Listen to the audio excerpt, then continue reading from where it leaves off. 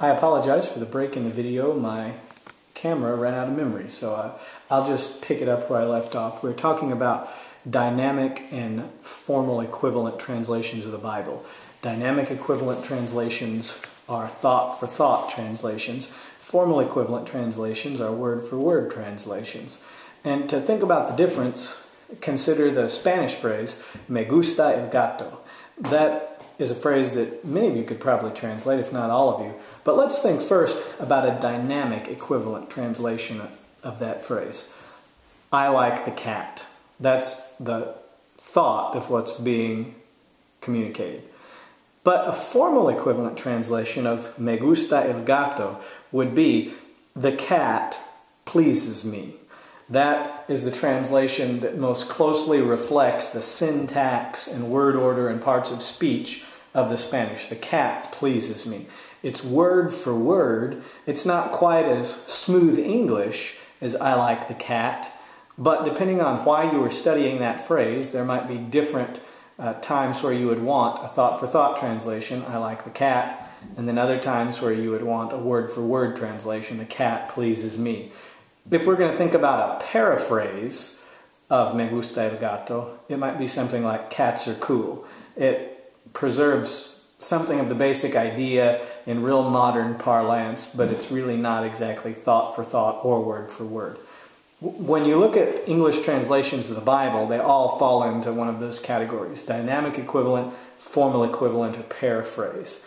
Examples of formal equivalent translations word for word are the English Standard Version, the New American Standard Version, the King James Version, the New King James Version, the Revised Standard Version, the New Revised Standard Version. Those try to be word for word and preserve the grammar and syntax and word order of the original as much as possible. That's certainly not possible in a lot of cases. Dynamic equivalent translations include the New International Version or the New Living Translation. They're thought for thought, not word for word. And when you get to paraphrases, you can think of things like the Living Bible, and then the Message. I know one of the charts in your reading kind of puts that on the far end of the dynamic equivalent spectrum, but it's kind of a paraphrase. And that raises another issue, and that is, it's not like there are just two options. Either a translation is dynamic or formal equivalent, but there's really a spectrum. A translation is more or less thought for thought and more or less word for word. So way over here on the paraphrase end of the spectrum, you have the Living Bible, the Message, the New Living Translation. Then you move into dynamic equivalent with the NIV. Right toward the middle of the spectrum is the Holman Christian Standard Bible, that's kind of thought for thought and kind of word for word. And then when you move over to the other end of the spectrum, formal equivalent, word for word, you have the ESV, the King James, the New American Standard, those translations that I mentioned. The last page of the Arnold article is very helpful, in my mind at least, in helping you get a feel for where along the spectrum of dynamic and formal equivalent various translations are.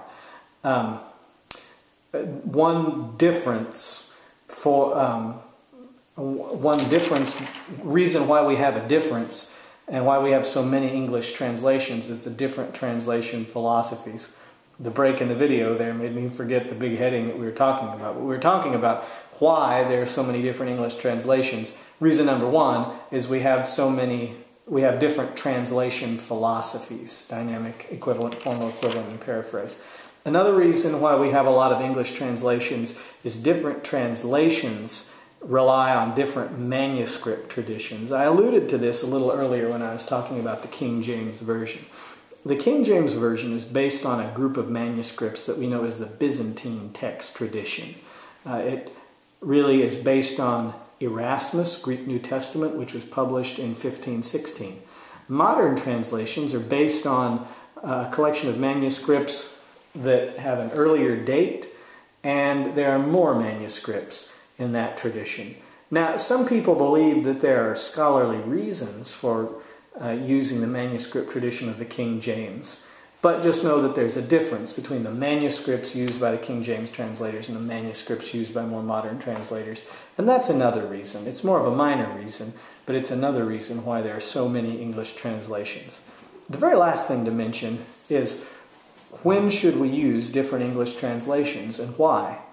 Just a few recommendations. If you're going to be reading a large block of text in one sitting, a dynamic equivalent translation works well. Sometimes I have occasion to read an entire book of the Bible in one sitting, and I want to get in my head what that book is about, the general thrusts. I like to read the New Living Translation in those situations because it's so modern and so colloquial that I really feel like I have a good idea of what the overall point of the book is.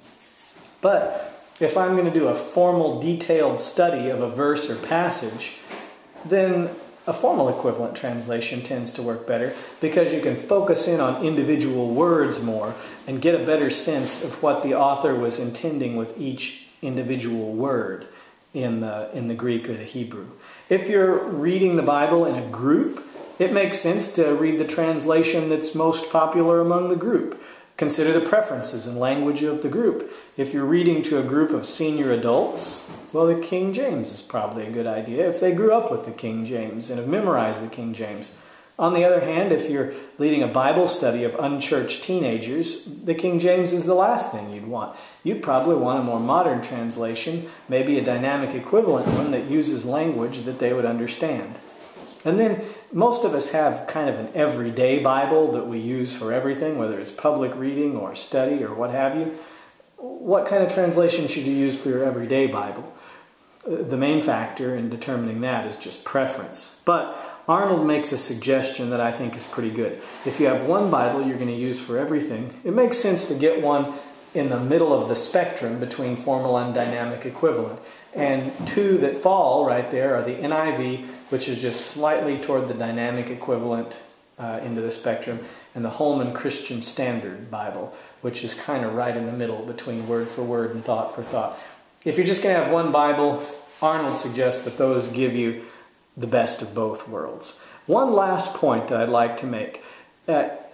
In student papers, it's a common error that I've come across for people to say, formal equivalent is more accurate, or dynamic equivalent is more accurate, or formal equivalent is better, dynamic equivalent is better. All of those statements are wrong. One is not better than the other, and one is not more accurate than the other. Sometimes thought for thought is more accurate than word for word. It conveys the original better. On the other hand, sometimes word for word is better. The translation philosophies are just different and serve different purposes. So don't come away from this lecture thinking that formal or dynamic equivalent is either better or more accurate. But do come away knowing that different Bible translations are based on different philosophies, and you can get more out of your personal Bible study if you know what those philosophies are.